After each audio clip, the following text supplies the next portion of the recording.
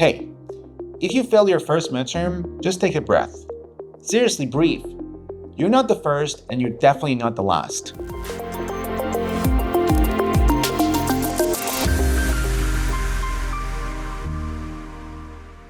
I know how it feels. Your stomach drops, you open the grade, and immediately start questioning everything. Am I even cut for this program or this course? You start comparing yourself to others and wondering how they did better. Here's the thing, one bad midterm doesn't define your semester. How you respond to it definitely does. This is the turning point, and I'll walk you through exactly what to do, step by step, to get you back on the track. So don't spiral, and we're definitely gonna fix this. Step 1. Before you change how you study, you need to know why you lost marks. So here's what we're gonna do. Go grab your midterm or whatever feedback you can get, and go question by question. Mark each question. Did you lose points because you didn't understand the concept? You misread what was being asked? You ran out of time? Be brutally honest with yourself. You're not judging yourself, you're diagnosing. And then look for patterns. Did you struggle more with theory, with problem solving, with applying concepts? That's where your weak spots are. That's what we're gonna fix next. And please don't skip getting feedback. Talk to your TA, your prof, or a tutor. Sometimes you're just one clear explanation away from that aha moment. I've seen students spend hours rewatching lectures, but then one 10-minute chat clears everything up. At Premium Science Tutoring, that's exactly what we do. Right after the exam, we go through the mistakes, spot patterns, and rebuild confidence from there. The point isn't about beating yourself up. It's to treat the midterm like a diagnostic test. It's showing you exactly what needs work. Step 2. Now that you know what went wrong, it's time to fix how you study. Let's go over a few common issues and how to handle them. If your problem was memorization, you were probably rereading notes, highlighting, feeling productive, but not actually learning. Switch to active recall.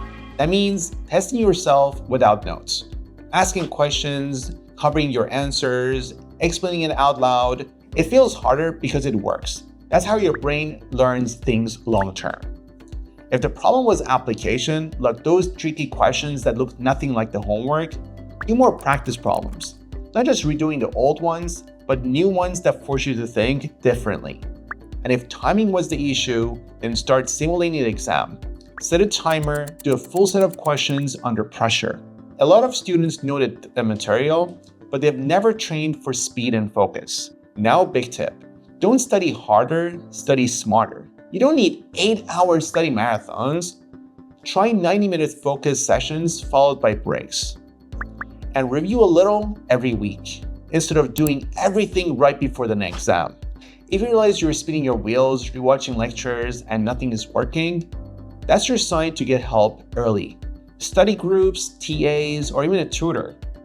Structure and guidance makes a huge difference. Step 3.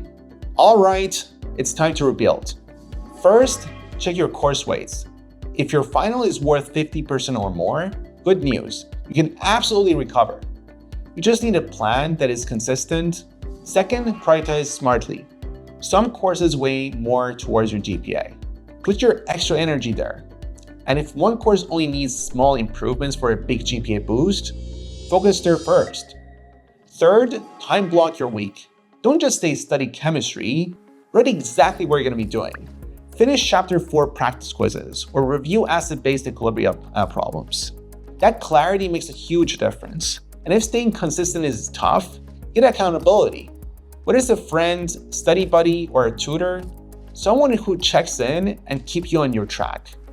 That's why at Premium Science Tutoring, we build weekly plans for our students, not just explain content, so you can actually stick to it.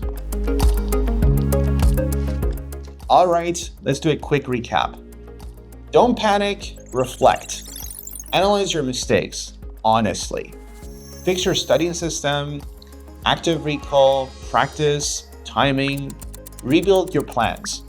Focus on what matters and stay consistent. And if you're struggling, get help early. Don't wait for the final weeks. I've seen students going from failing their first midterm to getting an A by the end of the semester.